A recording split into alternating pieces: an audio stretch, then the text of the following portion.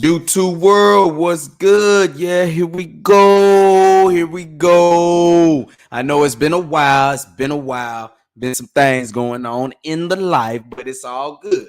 Y'all know where y'all at. Y'all are in the battlegrounds, in the sports booths right now of sports talk, baby. As this DFW Sports Raps, I'm the one man, four size and flavor of DFW Sports. It's been a long time, YouTube. What's been good with y'all, man? Hope y'all been catching up on all y'all sports and doing y'all, you know, getting ready for y'all spring summer activities going on. So as we're going a lot of things, y'all know on this channel we covering everything in the Dallas Fort Worth, Texas area. As you see the decor in the background, we go hard for all the Metroplex teams, from the Cowboys, Rangers, Stars, Mavericks, FC Dallas. We going all the way. We do our thing here on this channel, and I know it's a late one tonight, so if you're not live when you catching the playback, I appreciate you catching the playback on top of that. But the Stars ended up catching a late one tonight, as well as we are live game night with the Dallas Stars, as they ended up just getting handed on. They down 3-2 right now in the second period, as they're trying to get things rolling. We just caught the Mavs too as well, man.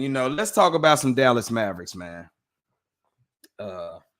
Before anything, make sure you hit that like button, subscribe, hit that notification bell. Y'all know how we get down here all the time, breaking it down for the lovely team out the north side of the Lone Star State, deep in the heart of Texas, they call it.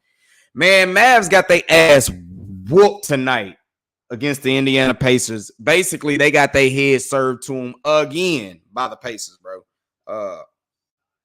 Second game that the Pacers done beat the brakes up off these boys, as the Mavs fall 137 to 120, and they're basically suffered their third consecutive loss in this span right here. It just don't look too good. In the span of these three losses, they have lost to the Pacers, Celtics, and 76ers.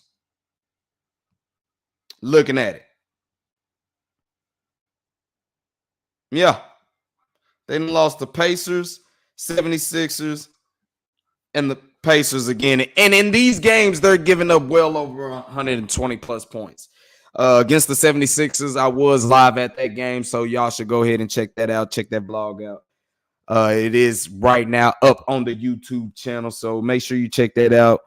Go ahead and give a like, give some comments in there. Got some good action from the Mavericks and the 76ers up in that thing. So check it out. It's live up there, but we was at that game, and that was a game that the Mavs really it got away from them real early. It wasn't too much going for the Mavericks early, but they did end up surging in the fourth quarter. Like I said, you look in the game against the Pacers today, they gave up 137. Against the 76ers, they gave up 120. Against the Celtics, they gave up 138. They giving up so many points at an alarming clip. They can't play no defense. Is this Jason's kid fault? I don't. And is his job in jeopardy? I think we all believe his job is clearly in jeopardy. Jason Kidd is on a hot seat, boy, because give Nico his props. He has made moves to make the Mavericks better. Yes, he has. He has done his thing to, make the Mavericks better. As he's trying to fix his nightcap, as it's a late one. Like I said, these West Coast games, man, it'd be kind of hard to do it. And really, you haven't seen too much of me doing live shows because I've been putting in these extra hours, man. So it's been a grind, to say the least. So a lot of these shows I'm gonna be doing late night, as you see. But it's been a full-fledged Dallas sports today, Dallas Fort Worth sports, as well as the Rangers ended up coming through big. I believe they won 10-9 in a shootout today that they had in the Cactus League play, as we are gearing closer to baseball time. Something that can make us fans in the DFW feel a lot better than what's really going on now. Because like I said about your Mavericks, man, Jason Kidd, he's up an uphill battle right now. It's not so many games left in the season right now. I think it's like 22 games left. But the Mavs have some soul searching to do because they have issues because, of course, they can't play no defense. Their perimeter defense is really the problem. And you look at the Mavericks, not only is their perimeter defense the problem, Luka and Kyrie has to be out there to score. They got to score. But when they're out there, the perimeter defense puts the team at a liability. This is no hindsight. We all know this. And then Tim Hardaway Jr., who's supposed to be your third scorer, man, he cannot see anything go into the basket right now. He really cannot see anything go into the basket, and he's very much struggling. Very much struggling. So something has to happen with that, but when you have them three out there, you're not playing no perimeter defense. So, and as you see, a lot of teams are really getting off on the Mavericks shooting threes. The three ball is really killing them. Now, what doomed the Mavericks tonight against the Indiana Pacers was second chance shots. Second chance shots really killed them. What killed them against the 76ers were turnovers. So that's something that, like I said, go back and look at the vlog that we went to that 76ers game.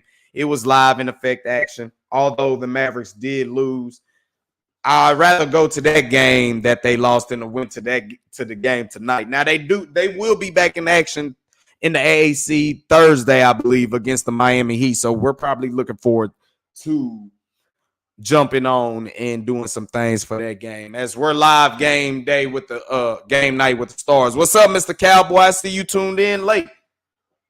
Big shout out to my guy. Big shout out for always tuning in, man. You know, appreciate you for always showing the love. It's a late one. Like I said, a lot of these going to be late. I've been working them extra hours, man, but I still been keeping up on a lot of sports. We done invested in some things to really get y'all some more Cowboy content coming, man. So I'm looking forward to really, going all in all purposes of everything that's going on. Ulysses Guab, what's up now? Appreciate you for tuning in on a late night session, man. I don't know what you done had to do if you was watching the Mavericks, but I know you probably have to drown your sorrows away because it don't look good. It don't look good. It don't look good. As you right, man. Got to get that money, man. And, the content I really like bringing to y'all, I really love doing the live shows, but I really love going to the games as well. Being in the trenches, it's I don't know what it is. It being in there is real fun. It's therapy for me, too, because I'm cool with a lot of people, but I don't roll with a lot of people. Like, I really like rolling by myself. If it's not my family, I'll be rolling by myself, straight solo. So I really like that. And it's just because I'm in tune with everything that I got going on. I'm really just there to enjoy everything, win or lose. I'm really there to enjoy it all. So you're right. Let's talk some Dallas sports. As like I said, we're talking about the Dallas Mavericks as they took on earlier today, and they got their head kicked in. They got their head kicked in. They got their head kicked in bad, and like I said, they're on a 3-game losing streak. Every game they're giving up 120 plus points. Like I said, against the Celtics, they gave up 138. Against tonight, they gave up 137, and against the Sixers, they gave up 120. Their perimeter defense is just god awful. Luka is putting up a triple-double in all these losses. Like, I get frustrated with Luka a lot of times because he does do a lot of whining too much, as he's sitting at, I believe, 13 technicals now, as he ended up getting the technical for no reason against the Philadelphia 76ers when we was in there, which he was begging for. But it was no reason for him to get that. And he ended up catching that. He's close to that suspension rate. But, bruh. Damn. Still tie game right now. So I happen to miss a goal. The Stars are tied up with the Sharks 3-3 in the second period, as it is a late one in one of them Western Conference games. Some you'll be seeing with these Texas Rangers when we be talking about them coming up soon. But nah. Looking at the Mavericks, bro, if anybody got any room to complain, it is Luka, bro. He's literally doing it all by himself. Kyrie right now, Kyrie is giving you what he can, But the dude he's in Ramadan, man. He's in fasting mode. So he ain't eating. You know what I'm saying? I can kind of tell his legs get kind of tired because he's having some very uncharacteristic turnovers that he's having. In that game against the 76ers, they had 17 turnovers. And I swear he had about 5 of them that wasn't even called for. I don't know what happened. Now, you talk about Hardaway Ulysses for sure.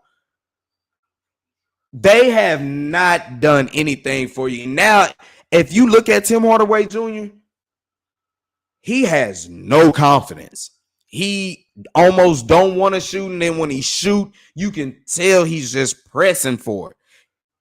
And I feel bad for him. You know, this was a guy that I believe they've been trying to shop around, but nobody wanted, or maybe somebody in the organization. Jason Kidd was saying he'll still be good here. And like I said, I believe Jason Kidd, his neck is on the line, man. His neck is very much on the line. You went into the All-Star break on a hot win streak, came out, won a game after the All-Star break, and ever since then, the Mavs have been trending down a direction that is not good. It's almost reminiscent right now of how we kind of felt about our Texas Rangers last year, where they gave you everything to be like, bro, they can contend and do something, and then they hit the rough patch at the worst time. And it was just like nothing was clicking for them, and that's kind of what's happening for the Mavericks. Their offense is actually clicking. Only you need Luka and Kyrie to do it all. And whoever's going to be the third scorer can be the third scorer. If it's PJ, Tim Hardaway, Green, anybody, somebody else going to have to come up to the plate. Because now every time you look, Luka, Kyrie, they're getting blitzed. They're putting a bigger body on Luka. And they know he loved to run pick and roll. So now you just have 2 bigs out there. And it's just making a lot of more traffic for Luka, knowing that he's not that fast. He's not that athletic. He can pass by you. But Tim Hardaway Jr. and Maxi Kleber is just not getting it done, man. Offensively or defensively. They're not getting it done. I like to see Daniel Gafford just play way more minutes, man. He's going to have to. PJ Washington, he's going to have to play way more minutes. Now you're trying to squeeze in Dante Exum. To me, it looked like the Mavericks got too many of the same players in Dante Exum, Derrick Jones Jr. And I guess you can probably – Kleber is a 5, but he's nowhere near a 5. But they have trouble. They're having some trouble. And like I said, they're playing their worst basketball at the worst time. They really are. And I'm hoping they can be able to shake up out of it, because once they made the move, their size is not the problem. You would think getting size would help their defense, but it's a lot about what's on the perimeter. And I love Luka, I love Kyrie, but they are defensive liability, especially being on the perimeter. So, hey, what you got, Mr. Cowboy? Well, at least the Cowboys are up from the dead. Man, if there's any team that can, for a team that was out of the playoffs in the first round, they have took the whole talk, man. And that's why they call it America's team. You either love them or you hate them, but there is no in between, baby. This is just how it goes.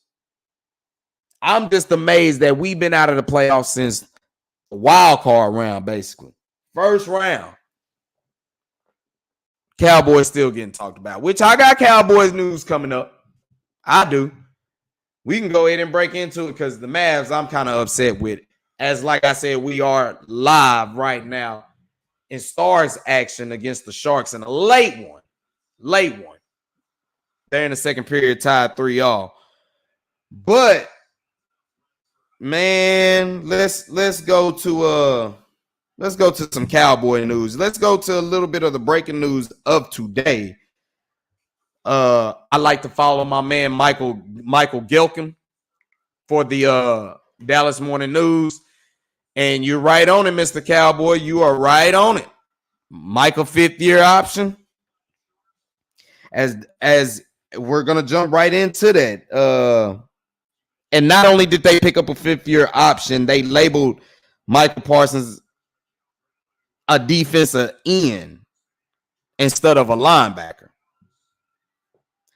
As Michael Gelkin writes, Parsons is receiving his 5th-year option at defensive end, not linebacker. Parsons would earn a little bit more than $24 million in 2025 as the final season of his rookie contract as a defensive end. His salary in 2025 will be $21.32 million. So you're looking at Michael.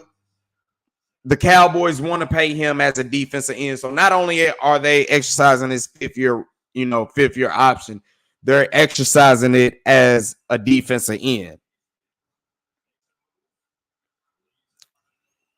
As we're looking into more what Michael Gelkin says, and I got you Ulysses on what's coming, what your questions you're asking for sure. But we're going back over this, and basically what Michael Gelkin is saying in this article, the Cowboys are hoping to sign Parsons to a long-term extension. So, all that yakking he been doing on the Bleacher Report on his show and all that stuff, hey, we're going to have to deal with it for a minute. But Michael Gelkin does explain that the Cowboys are hoping to sign Parsons to a long-term extension within the next year or so.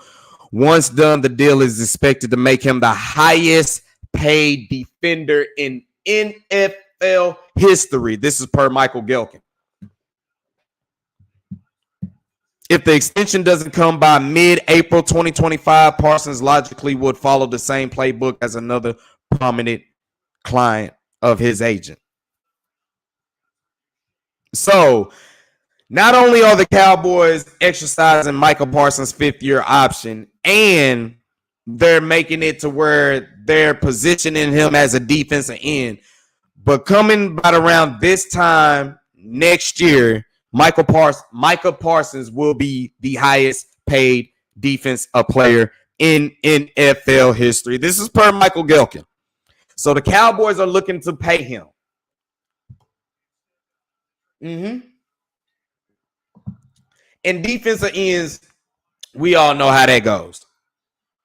They are the ones that get paid a lot of money.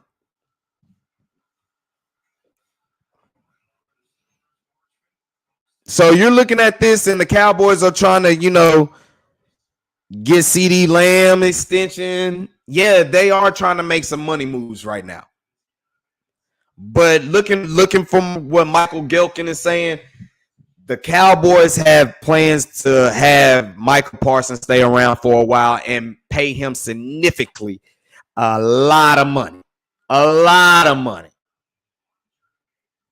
He said, looks like Gallimore and Arms tonight to be gone too.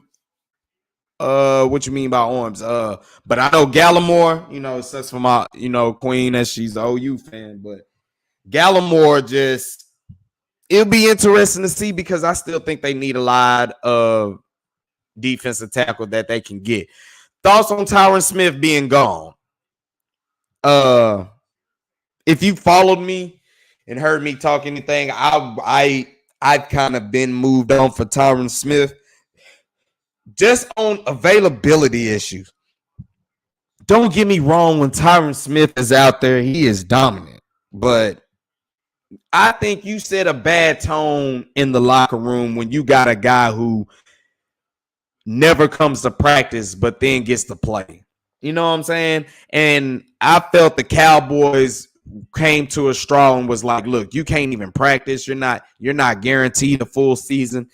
This is what we're going to pay you. And I believe Tyron Smith has already been taking a lot of team-friendly deals for the Cowboys. And I think the Cowboys went to a level where they kind of forced Tyron Smith's hand to be like, oh, okay, if it's going to be like that, well, then nah. Pay up then or let me walk. Now, it'll be interesting to see what Jerry does because when Jerry does have the final say, he's not running this. He's not running the show. He is just the face.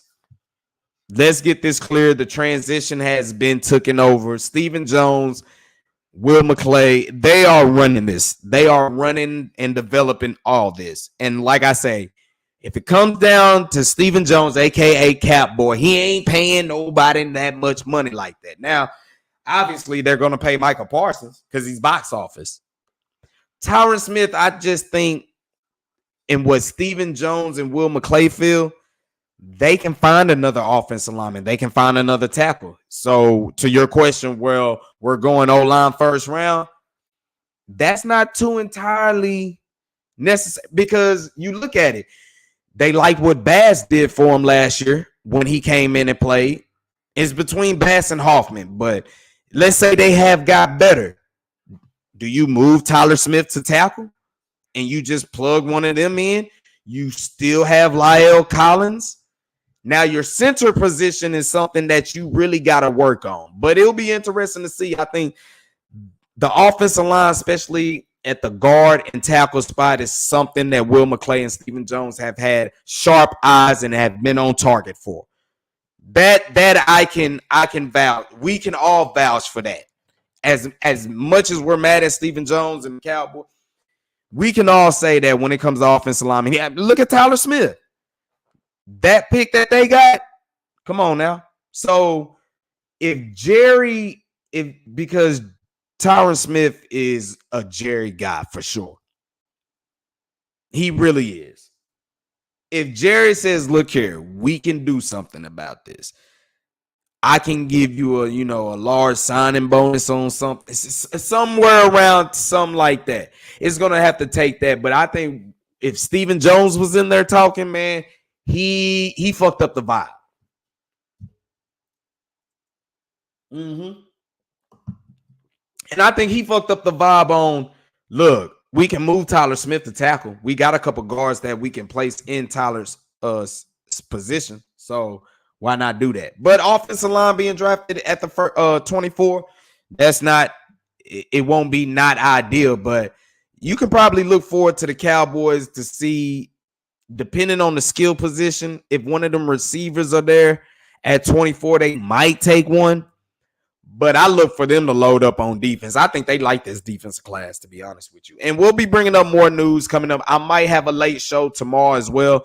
I do have to have my podcast tomorrow on Heart of Texas Sports on IE Sports Radio, your direct feed for all that sports on the speaker app tomorrow at 9, in between 9 and 10. So it'll have to be after 10 o'clock. I'll give y'all another segment, and we'll keep breaking down what everybody's talking about in Cowboy Nation for sure. But yeah, we're looking at it kind of like that, man, right there. He said he did some research on Braden Fisk. When you told me about him, that dude is like I said, I'm a big Florida State head. If anybody knows me, I'm a big Florida State head. Like I said, Warwick Dunn, he kind of inspired your boy to play football, being an undersized guy, but having all the heart and doing. But Braden Fisk, and it's crazy because Mike Norville, when he picked him up, he was a transfer out of Western Michigan. And I mean, I saw him in the spring game, and I'm like, dude, this dude is put together. I seen the game against Clemson. If y'all want to go look at any tape on some Florida State guys, go look at the game against Clemson, or you can look at the game against LSU. Go look at those two tapes from Florida State. Florida State against LSU, Florida State against Clemson. Go look at those two games, and you'll see like the Jared Verse, Keon Coleman, man, Trey Benson, and Braden Fisk. I'm telling you, bruh. I knew he could move because it was a fumble recovery that won the game for Florida State against Clemson that Kalen DeLoach had forced, and he picked it up and ran it. And Braden Fisk was leading the charge. I mean, he was running that thing. And I mean, he's strong. He's not tall, but he's not undersized neither. So it's like he gets perfect leverage. He's strong, lower body, and he's fast, quick twitch. That is a prospect that I look for anybody to get. Anybody to get right there. For real. What you talking about, Mr. Cowboy? He said looking at Eric Kendricks at linebacker. I'm looking for some more news to break on that. But hey, if you're going to keep Micah Parsons at defensive end, bro, you have to beef up at linebacker. So what Michael Gilkin just wrote in his article about this 5th-year option and how they plan to make Micah Parsons the highest paid defensive player in NFL history, that shows they're going to have to invest in some linebackers. So that should tell us, look here, regardless if it comes free agency or the draft, they're going to invest in some linebackers. You would hope that they are going to invest in some linebackers. You're right. We don't need no receiver, but Jerry, he be trying to get who he can get, but we all know it's going to be an offensive lineman or it's going to be somebody on the defensive side. I think we all know that. You need Gilmore back? Stephon Gilmore. I mean, if you could get him back and then you also bring into the fold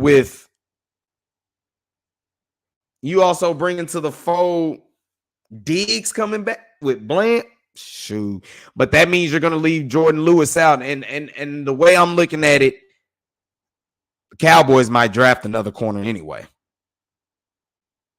They really might. But I believe that the Cowboys, I believe they went into that Tyron situation kind of overplaying their hand, saying, look, bro, all because of your health availability. Now, maybe Jerry can band-aid that situation up, but we don't know.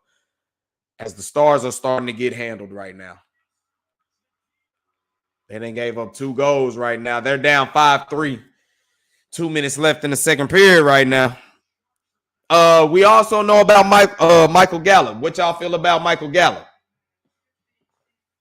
As Mr. Cowboy say, keep all the corners. The corners wasn't really the problem. Well, we did see a lot of receivers running open, but the corners really wasn't the problem. It was the physicality of the Dallas Cowboys. Point blank, period. They just didn't play with no physicality. Something that a lot of Dallas teams can't do. Because I think that's what's missing with the Mavs. They got size now, but they don't play with no force. But looking at the Cowboys,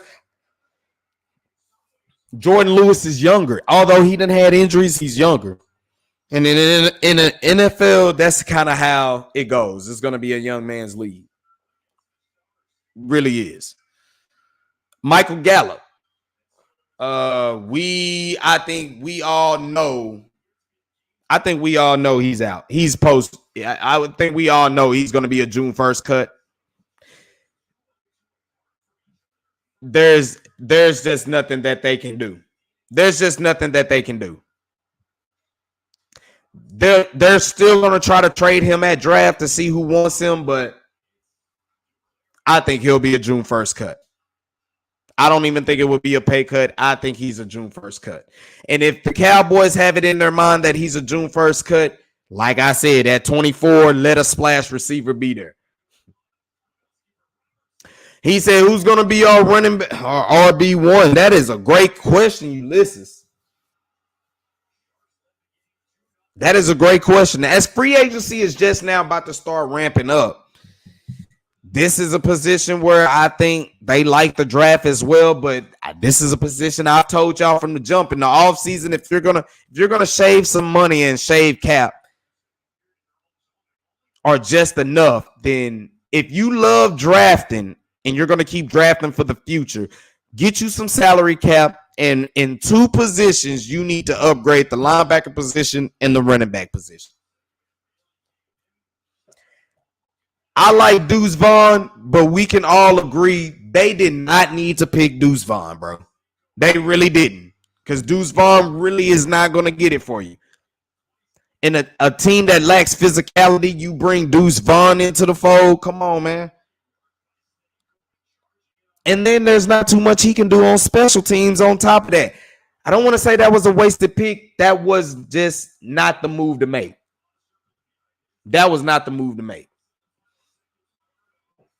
Wouldn't send a 6th rounder for Michael Gallup. I don't think nobody will. I don't think nobody will. And I think the Cowboys have been really trying to shop Michael Gallup, but they not getting no good offers for him. So I see Michael Gallup being a June 1st cut. Go ahead and cut your losses. So it'll be interesting to see what's available at 24. The Cowboys are really in that position to where they can afford to take the best player on the board, because if you can't, I don't think Tyron Smith is fully out of the mix. I honestly believe he wants to be a Cowboy. I just think Cowboy is going about it all wrong. I think Stephen Jones is just going about it all wrong. He's going about it with a lot of arrogance about it, which is not cool.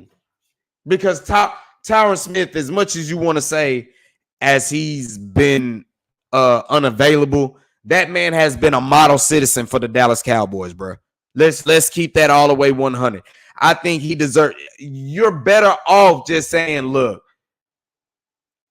what is the number that you're looking at? Ask him first and then meet in the middle. I think Steven came out there with, this is what we got, looking at your availability, and you fuck it all up. I think that's what happened. 60 mil for nothing. Now we talking about Dak Prescott. As you know, Dak Prescott, he done became a first-time father. He's a girl dad like myself. You know what I'm saying? So let's hope that this does something different for him. Oh, you talking about Michael Gallup? I mean, he just really took a lot of snaps away from some players, bro. He really did not. You look at it, the Cowboys overplayed the Amari Cooper situation. Michael Gallup is really why they overplayed the Amari Cooper situation. There's still no reason. Yeah, you give up Amari Cooper, but not for no 5th round pick, bro. Stop. That pick was DeRon Bland. I don't give a damn. Shit. You don't do that. But hey, they did it. Dak Prescott, he's feeling like the team is being about the Cowboys culture. He feels like it's being attacked because he's supposed to be the leader. Bruh, bottom line is, look, before anybody try to call me a Dak fanboy or whatever, all I'm saying is you're asking a Dallas Cowboy quarterback to get you somewhere that no Dallas Cowboy quarterback has done since Troy Aikman. I done repeated that a lot of times.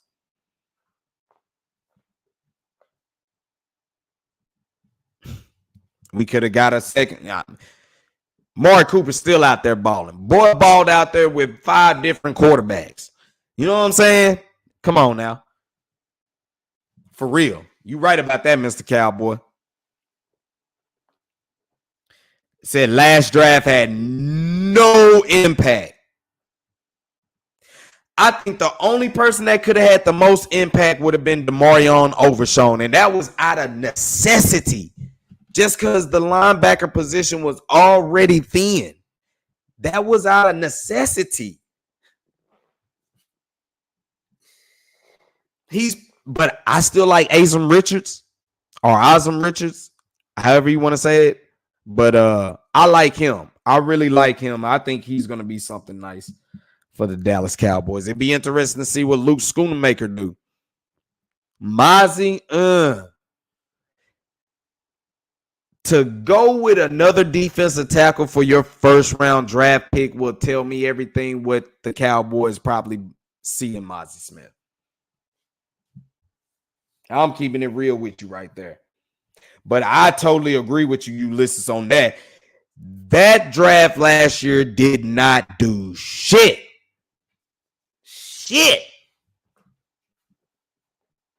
My man, Mr. Cowboy, is a true fan. Talk about it. Can't wait for next season. Hey, football, let me put it to you this way. Being a Cowboy fan, you already can't wait for Cowboys football. We all know this. But football season, you look at it, it's like, damn, bro, it's March. You still got April, May, June, July, August. You know what I'm saying? You got a whole nother 5 months. It's a whole nother 5 months before we even get some action going on. But like I said, if you're ever in need of some Cowboy action and you want to get the live experience, all you got to do is just go down the channel, check out the videos. I got them there for y'all, especially out of this 16 game home winning streak. I got what you need up in there. You want to get to the star, man, I need to get up there my damn self. For sure.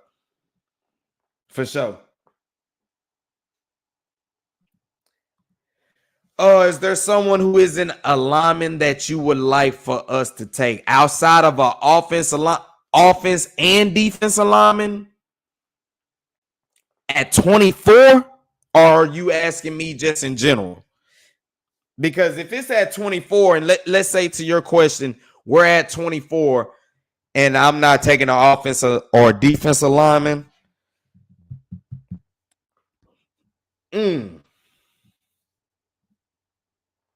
I'm trying to think who would be there at 24.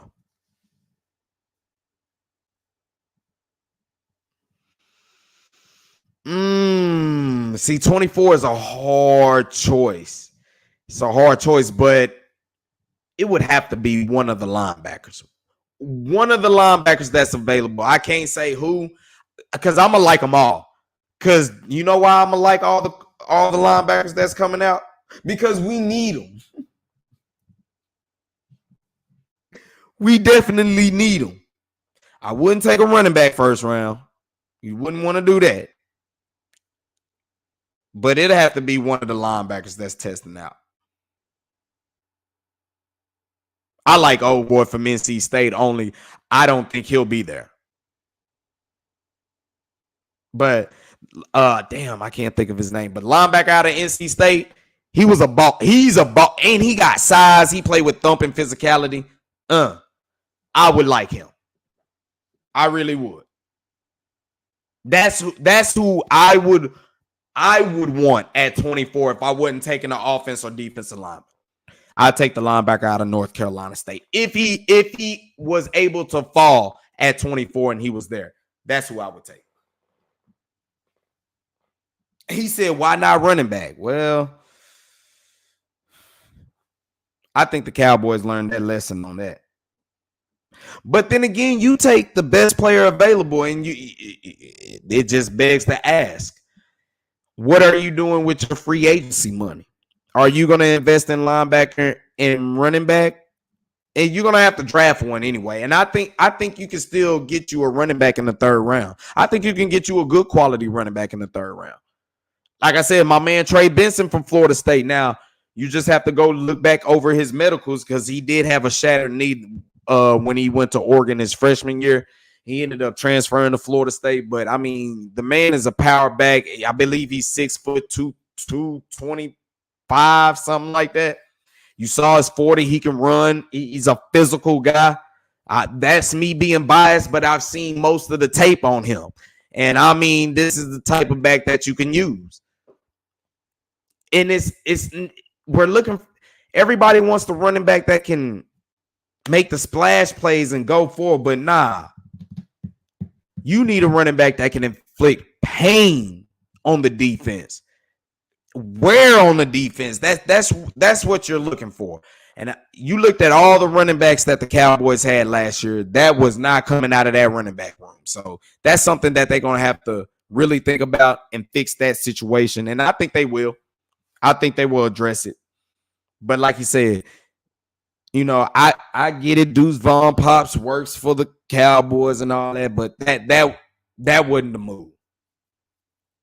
That wasn't the move. See, that's the difference with the Dallas Cowboys and the San Francisco 49ers. You know, San Francisco 49ers took their last pick of the draft, and they drafted a quarterback who ended up taking them to the Super Bowl.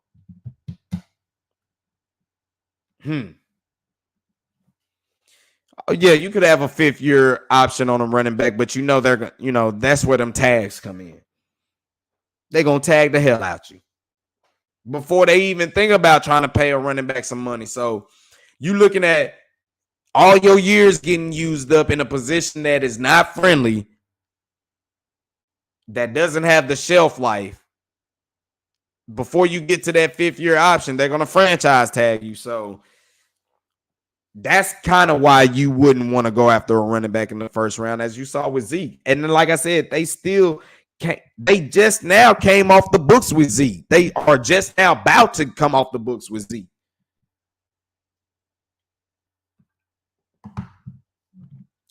So that's kind of why but like I said, if to answer Ulysses' questions for sure, if it wasn't an offensive lineman or defensive lineman, if the linebacker from NC State was right there at 24, I'm getting him. I think he can come in and do immediate impact. Yes, I do. Now you can move Bell back to safety. You can let Curse go. Yeah, I would do that. Derrick Henry, would you? Man, that is a wet dream.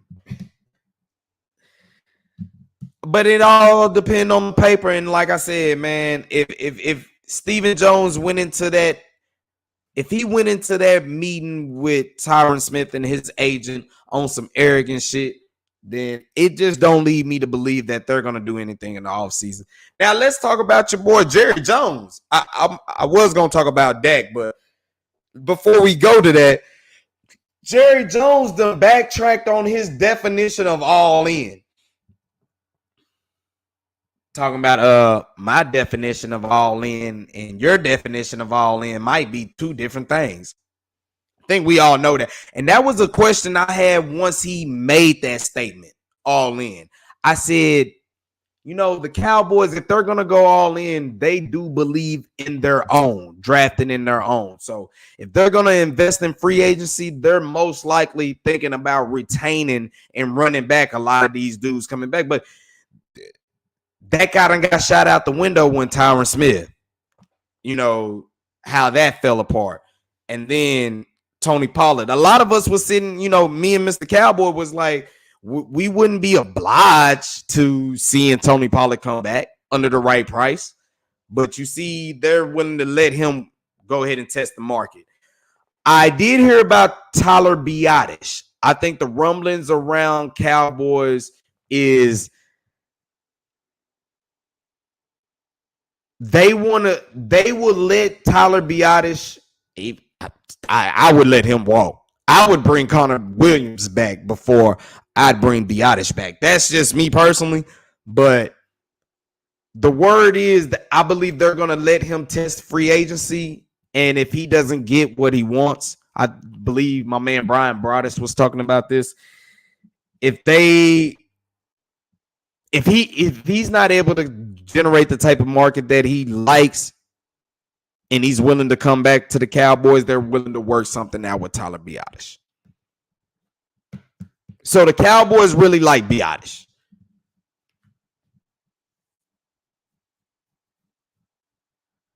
He said billionaires be lying. Said that boy be up there selling a dream, man. Straight up selling a dream. So he talked about going all in and he really didn't say nothing. And now he's talking about, well, we're just trying to go all in to win the season of 2024, which we're always trying to win every season. Stop lying. Basically what my man Mr. Cowboy is saying. Be lying your ass off. So Jerry is basically saying, look, when I said we're going all in, and you heard Stephen Jones, what did Stephen Jones say at the combine? He was adamant about it. I ain't spending no money on I ain't going all in and spending money on free agents like that. So that kind of lets you know what type of boat we're gonna be stuck in here, Cowboys Nation. With the Cowboys, it's a spectacle. Like I said, we've been out of We lost in the wild card round and been talked about since. Didn't win the Super Bowl, out in the wild card round, and we've been talked about since. Can't make this up. Can't make this up. We're going all in 3 months later for nothing. For nothing. So I believe they're going to try to circle back the wagon, and I believe, I mean, how much all in are you actually going in? It begs the ask, because you have a lot of free agents. The way you might do is, instead of going out in free agency, is spending your money on the dudes that's already here. But at the same time, you got Mike McCarthy and Zimmer on 1-year deals. And then on top of that, you want to make Dak Prescott, you want to make sure you extend Dak Prescott, but you feel you don't have to do it this year. There's just a lot of, in the words of Eminem, you know, there's a lot of gibberish going on. There's a lot of gibberish going on in the Cowboys organization.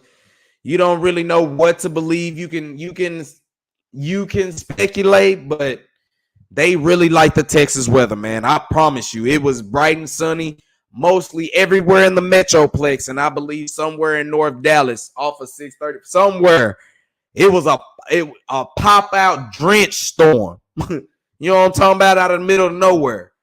So Cowboys are really like Texas weather, man. Pack you all 5 seasons, even though it's supposedly 4. Pack you all 5 seasons of clothes in your car, because you just never know, and keep an umbrella at all times. You might want to keep you a life pack and stuff like that, because tornadoes normally do get bad as well. So hey.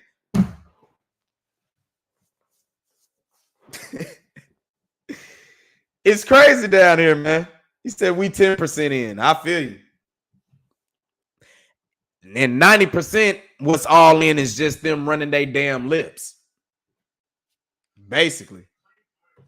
As we are still game night, man. One of these late game nights with the Dallas Stars, man. As you know, the last 7 minutes of the second period really hurt the Stars, as they gave up 2 goals up in there. So San Jose, they are kind of at the top of the league with most blown saves. So let's see if the Stars can get one of those rallies going. They're going to have to do a lot to rally up, but to give up 5 goals in 2 periods, that's not really good. But I'm looking at Dak. They're talking about, you know, what is Steven and them saying, that they don't have to extend Dak this year, but they are looking to get him a deal done. On top of that, what'd he say? Now we can reconstruct this last year of his deal. You say all that, but Dak, you gave Dak all the leverage in the beginning when you signed his deal, because he has no trade clause. You can't tag him, and he has to say so. So you're now talking about, will you take a friendly deal? Will you take a more of a signing bonus and a league minimum deal for us to make this work? Now, look, take your hate aside. If you were doing a job, let alone being the Dallas Cowboys quarterback, if you were doing a job and they said, look, we'll give you a big ass bonus, the biggest bonus you can think of, just to, you know, be here for us. But we're not gonna pay you, you know what I'm saying, your league, just say your salary number is, you know, not even that of someone making minimum wage. Now the signing bonus sound good and all, but it's like, damn, bro, you mean to tell me I'm gonna have to still do all the same work I would have had to, you know, do anyway? Nah, go ahead and pay me, bro. Go ahead and pay me. Like I said in a couple lives before, this is going to kind of paint Dak in a certain situation, because unfortunately for him, he has not gotten it done when it matters the most. I've kept it real on that. I've kept it real on that. Like, bro, in these playoff losses, you have stained. You stained. There's no sugarcoating it. There's no getting out of it. You stained. What would you do with D-Law? Me and my brothers had a good conversation about this. He took a lot of slack for talking about the Cowboys were tired and stuff like that. And you saw how Stephon Gilmore and them were looking like, nigga, what? Me and my brothers was talking about this, and I was like, you know what? I believe DeMarcus Lawrence was taking a direct shot at Michael Parsons. Because if you look at Michael Parsons, bro, not only are you an NFL player, but he had his show with the Bleacher Report at all times. And you kind of saw it with Michael Parsons. If anybody looked tired, it was him. All the, even in his podcast he's doing, he's just all laid back and, all that type stuff. And you looked on the field toward the end of the season, he wasn't getting the holding calls, but you see him walk off the field. I remember being at that Packers game, and he ain't getting no production up in there, and he's tired. He's ready to sub. He's walking off the field, literally walking off the field. Now, DeMarcus Lawrence really doesn't have no room to talk because in that first drive, he really was the reason they gave up the touchdown. But outside of that, that kept the drive going. Outside of that, I think he was really calling out Michael Parsons, bro. Because you saw Stephon Gilmore and them were like, nah, that ain't true. But I'm looking at it now. Michael Parsons got called out by D-Law with that statement. Because you look at it, bro, we win, we lose, your ass is talking because you have this podcast with the Bleacher Report. You talking. I would try to find out if I can do a team-friendly deal with DeMarcus Lawrence, but I would like to keep DeMarcus Lawrence. I'm going to be real with you. He's been a model citizen and productive when most times, yes. He has been a steady bell cow. And you already having problems on the defensive line. Damn, bro. What's up, Jay?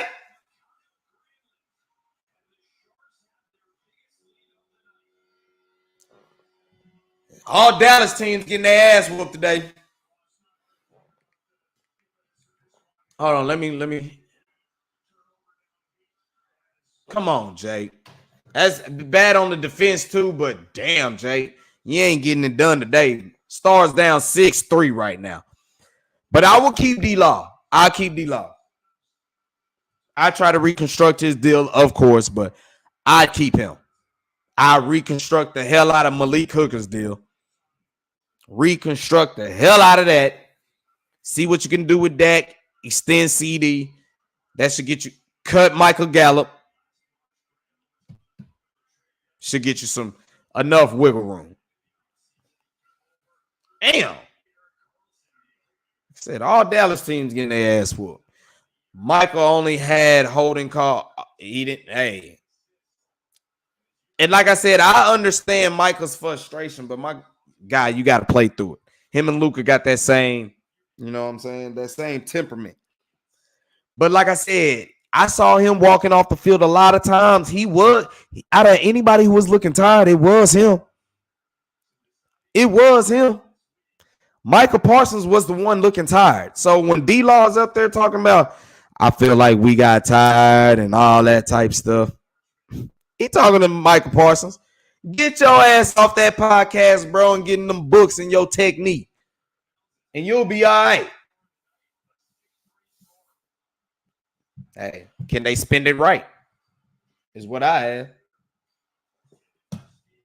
5 goated, 5 rings, 5 times. What's good with you? Appreciate you for joining the chat, man. Hey, we talking about, I done already ranted about the Mavericks. They in a sorry ass slump. Stars are getting slumped. But we talking about some Dallas Cowboys, of course, relative to everything in American sports. Talking about this back and forth, who's going to be paid, who needs what. And I'm just looking, there's a lot of backtracking going on as we found out that Michael Parsons, the Cowboys will be, picking up that fifth-year option on him. They will be using and tagging him as a defensive end. And I read from Michael Gelkin from the Dallas Morning News as he put out that the Cowboys have it in their interest to make Michael Parsons the highest paid defensive player in NFL history. Running down the run game, and we're talking about what is Jerry Jones and this all-ins going all about.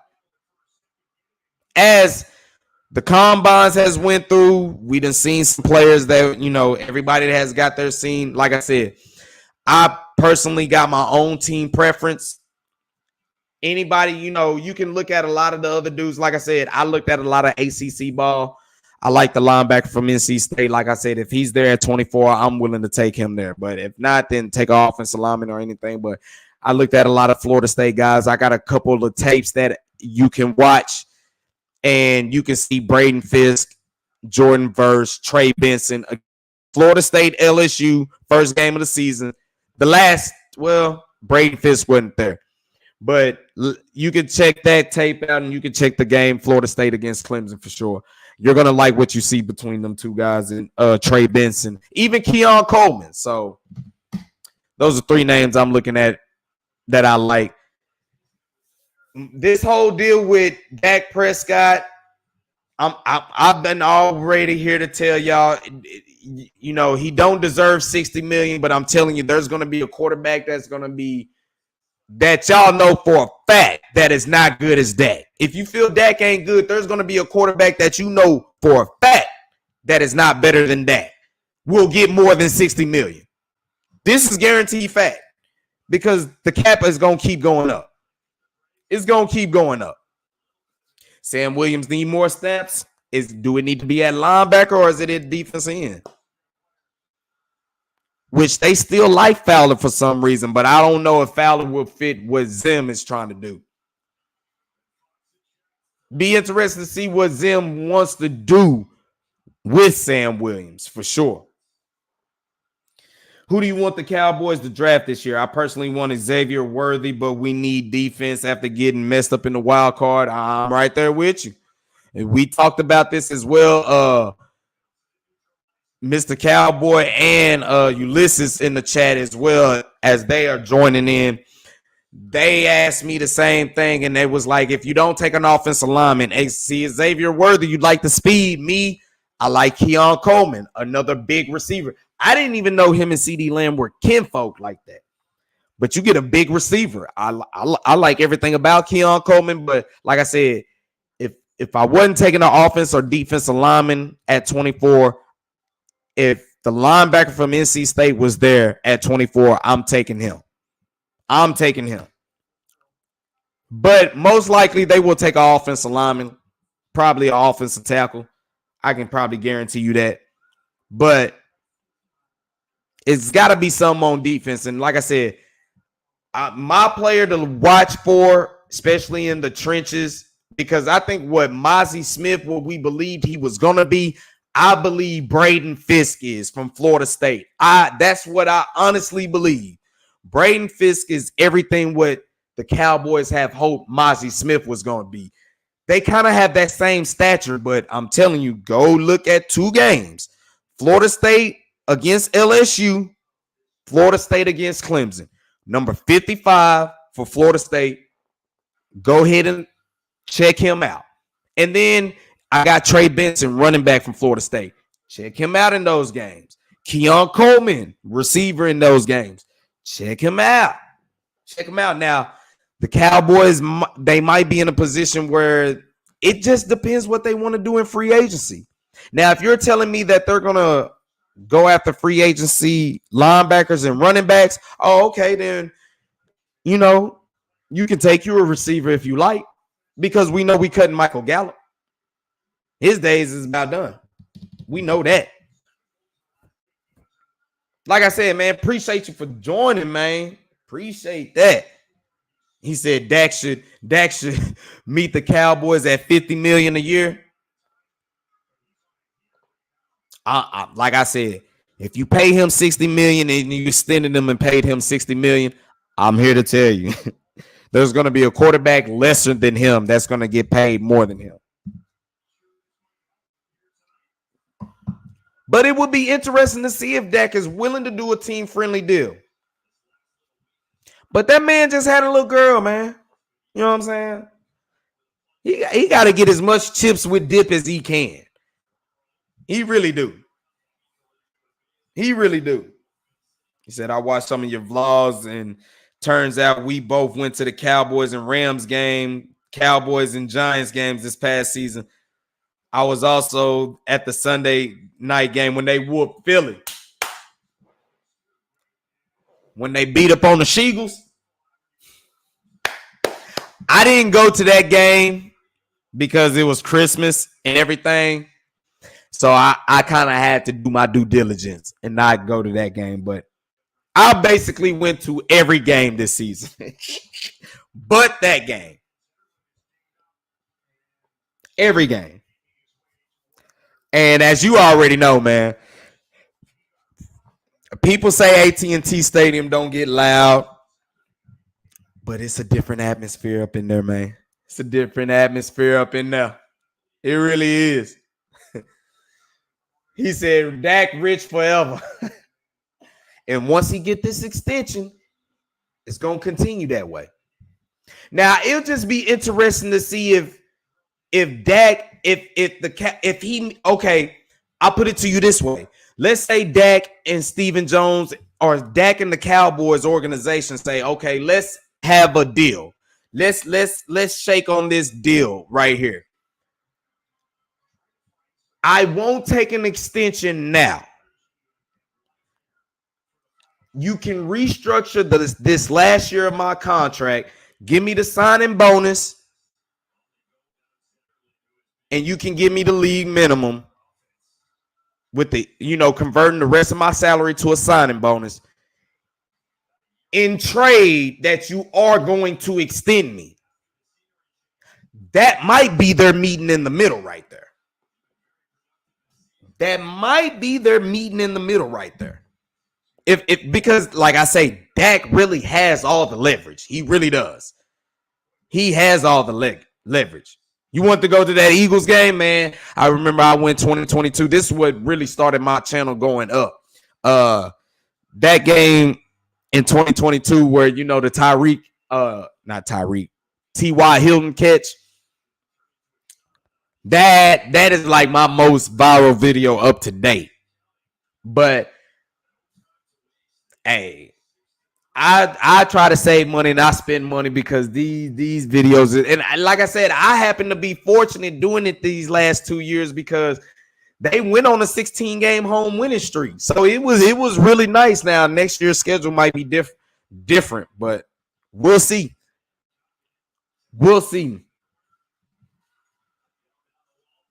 Said, love going to Cowboys game. Hope to meet you next year. Hey, all you got to do, if you got any other social media, man, especially on X or Instagram, man, if you got a page, man, follow me there and I'll follow you back and let me know. We can always link up because I'm going to be there.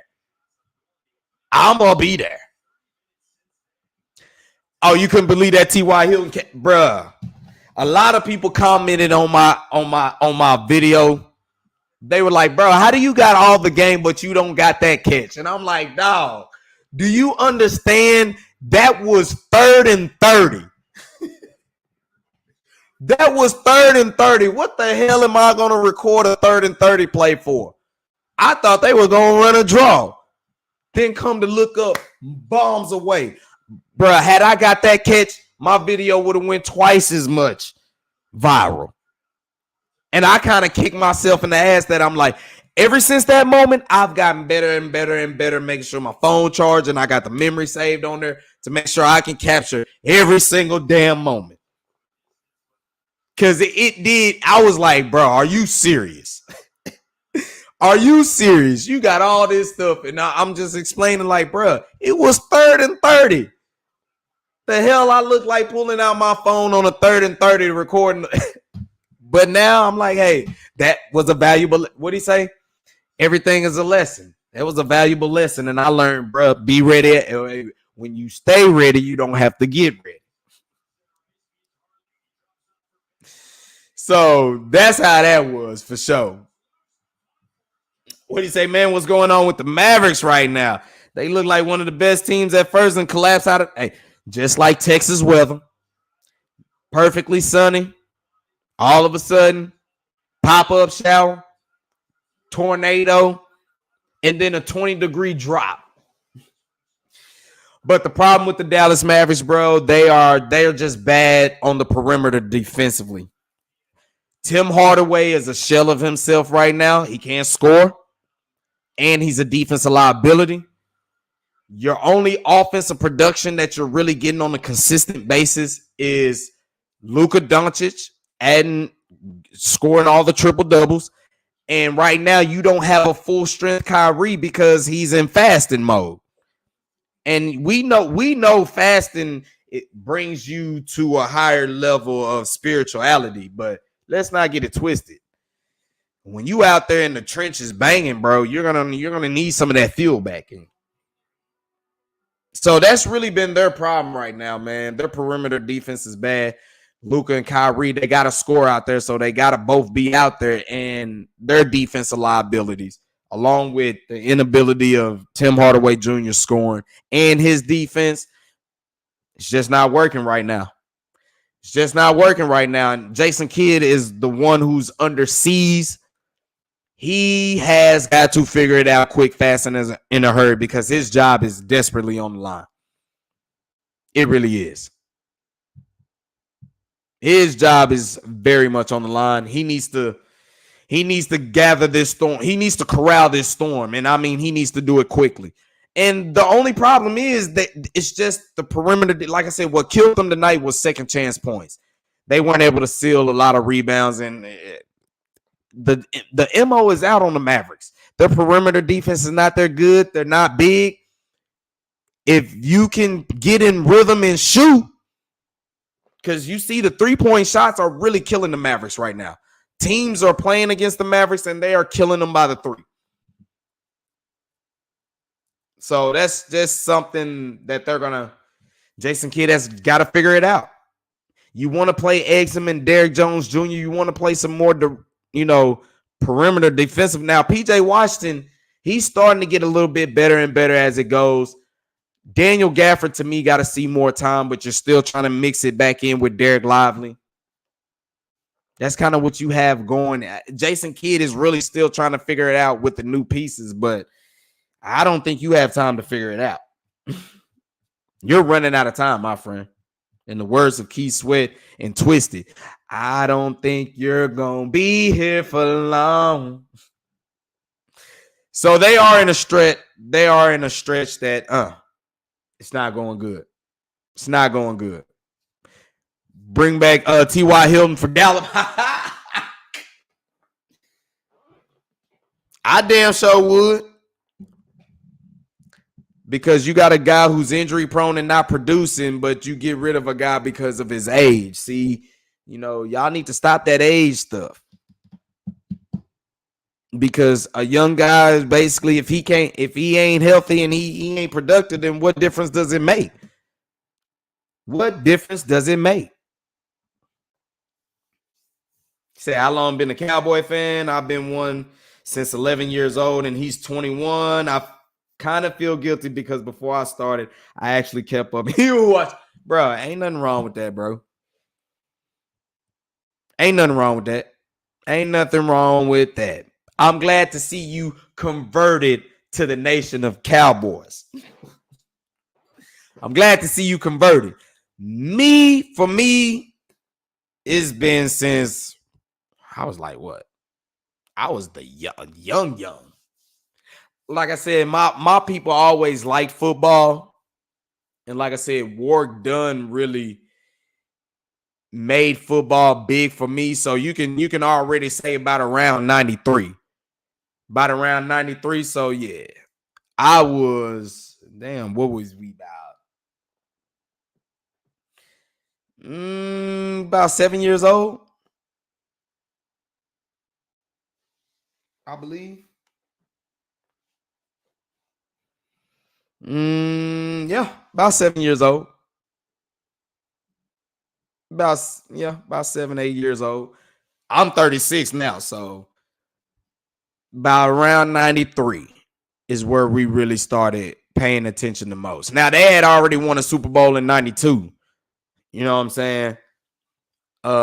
They had the parade down here, but I mean, I could have been a Cowboy fan then, but I was extra young, you know.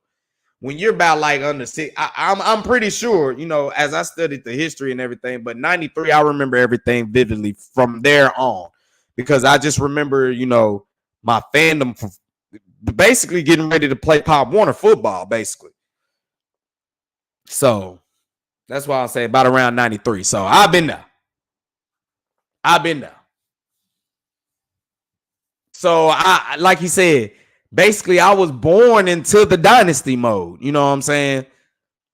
Basically, when I started growing up and getting in my foot, the Cowboys was on it. So that's where. So to see them be in this rut that it is now is very depressing. It really is. So we've been holding it down for the Cowboys like that for a while, man. It took me a long time to really get to AT&T Stadium because they just would. Okay. All right, Stars get them a goal. They done got them 2 goals. Oh, shit.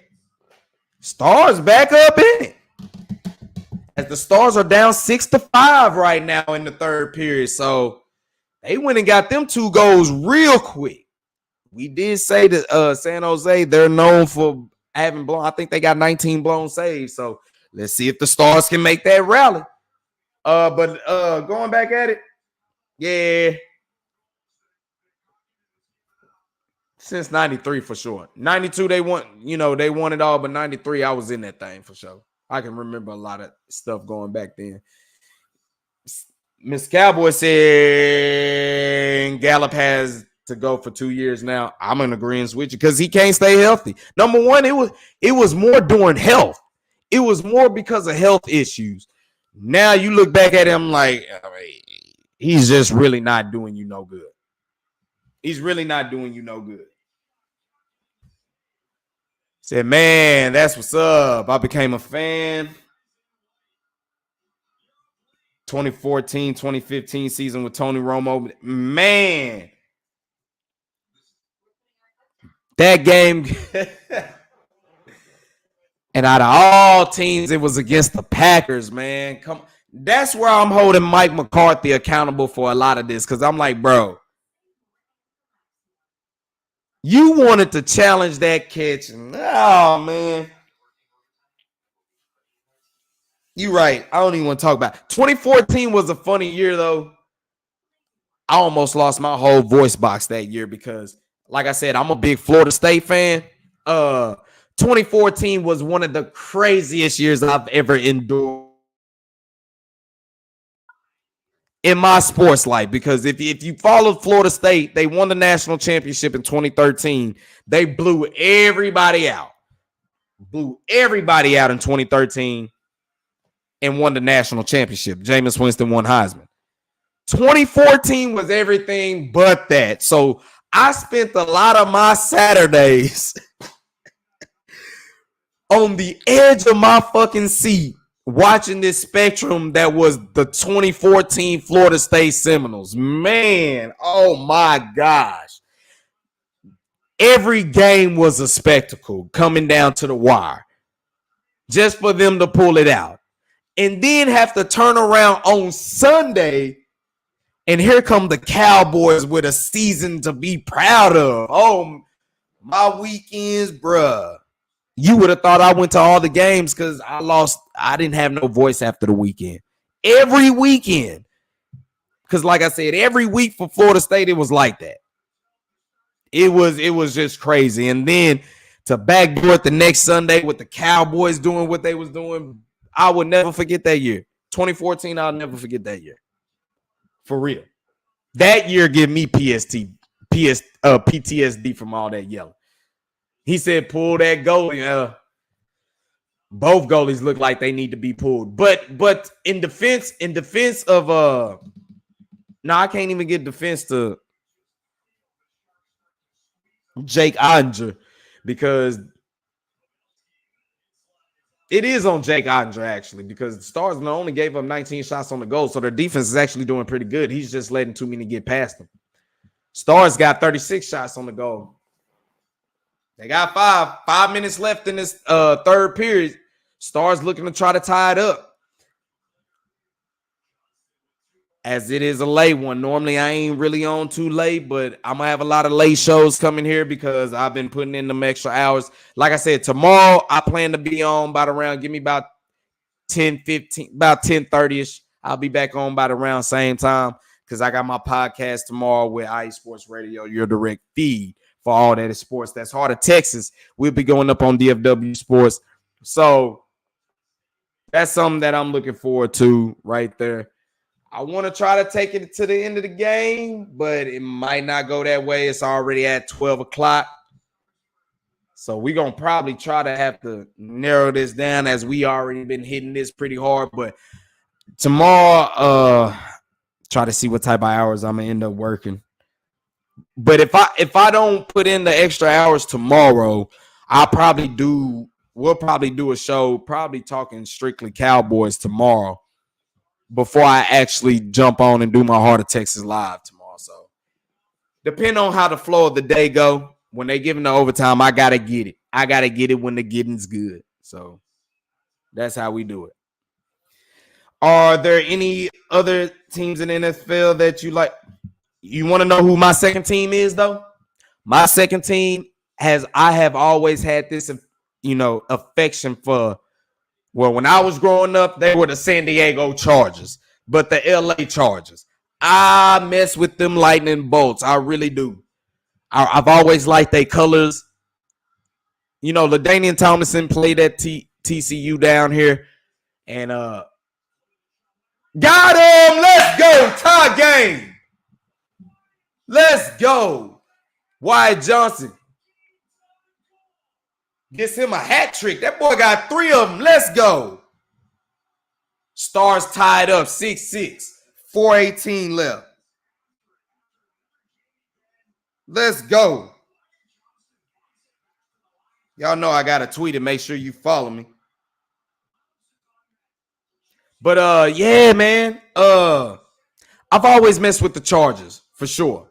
I've always messed with the Chargers. I've always liked them.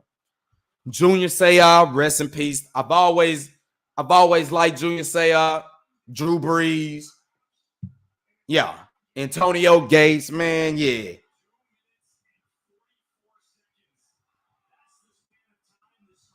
No, I got to tweet it.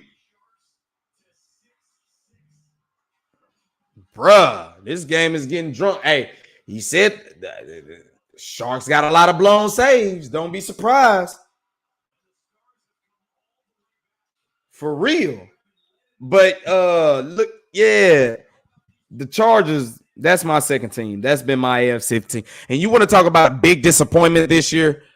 The Chargers were a huge disappointment. Huge disappointment. But no one throws it on Justin Herbert's shoulders that he didn't get it done. Oh, I see how this works. I see how this works. I see how that works.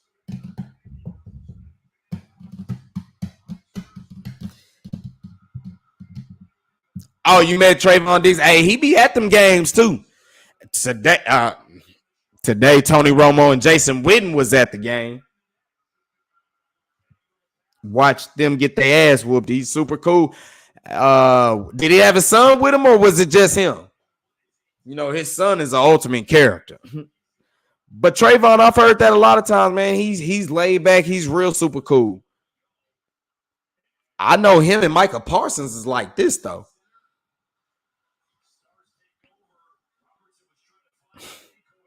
Of course. So when they played each other this year, I'm going for the Cowboys. And, Derwin James is my boy, Florida State, So, Derwin James, truth, though. I remember that draft, and I was like, bro, it's a chance that the Cowboys got a chance to draft Derwin James, bro. They got a chance. Who they take that year? They took Leighton Vander Esch. Let's not go into that. But I damn sure was like, bro, you can get Derwin James, bro. Go ahead and get him. They don't make a move. They take Leighton Vander Esch. It is what it is. Oh, yeah, he had his son with him. Hey, his son is super cool, bro. His son really is. I guess we're going to take it to I don't want to say to the end of this. We'll take it to the end of the fourth quarter or the third period into regulation. Because I think they're going to go into some extra hockey. They might go into some extra hockey, to some overtime hockey. So we under a minute. So let's go ahead and finish it strong. Finish it strong for sure. And like I said, tomorrow, depending on what time I get off, we'll probably strictly just talk some Cowboys tomorrow. Go over what I've been reading and hearing inside the Cowboys organization from a lot of writers, from Calvin Watkins, Michael Gelkin, Nick Harris. Ooh, he missed it. All right, Stars. Come on with it. Clarence Williams, you know what I'm saying? A lot of the writers that do for the Dallas Cowboys. I'll be bringing a lot of their content and be showing it up for sure. As they're coming down the stretch to basically the final minute of this third period, looking like they're going to do overtime. I'm going to have to catch my breath. I'll probably still catch the end. Just, it's one of them late nights. We're going to stay on the grind with it, man. Y'all know what it is. Make sure y'all like, subscribe, hit that notification bell. Anything you rooting for in Dallas, Fort Worth, Texas, man, we going for it, baby. Look like it's going to be some extra hockey.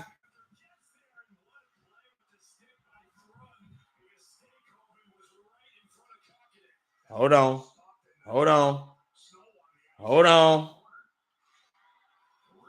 30 seconds left.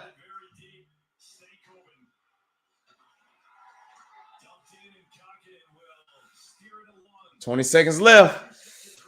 Come on now.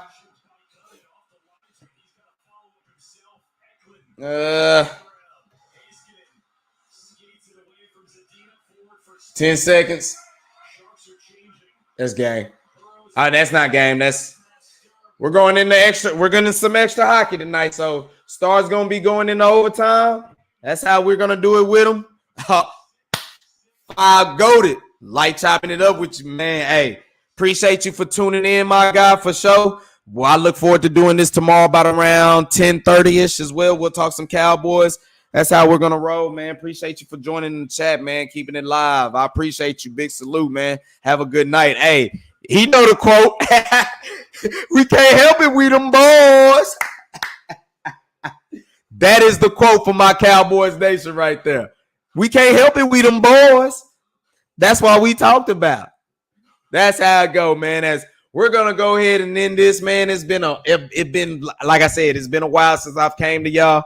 If you ever get bored, man, check out my videos. Check out the videos. Hit the like button. Subscribe, comment, share if you want to. Hit that notification bell. We go up on DFW Sports. Appreciate my man Five Goated for joining the conversation and hitting us up today, man. Appreciate you. It was well done. My Ulysses Guap. Appreciate you for tuning in, chiming in for some DFW Sports, man, trying to feed it the way we supposed to, from the fan perspective. Instead of the media perspective, we're going to do it the fan perspective. We're going to drop flavor and we're going to drop bars. We're going to hold that edge and bring the culture here. That's why this is DFW Sports Raps. My man, Mr. Cowboy, as always, man. Always in the chat, always showing up, man. Appreciate you for coming through as always. We look forward to chopping it up again. Like I said, I'm going to most likely try to do something tomorrow after my podcast for Heart of Texas. So look for me again about around 10:30, and we'll probably just strictly keep it Cowboys. All depends what goes down, but that's how we looking for. So appreciate you, Five. Go to Ulysses Guap and my man, Mr. Cowboy, man. Until then, man, y'all know the slogan. Make sure you do everything with love because love always wins. And in life, That's the law. So until then, man, enjoy and good night, y'all. Catch me on the next turn. Y'all already know this is the battleground of sports talks, DFW Sports Raps, one man force, eyes and flavor of DFW Sports. And we go out that way, man. Catch y'all tomorrow.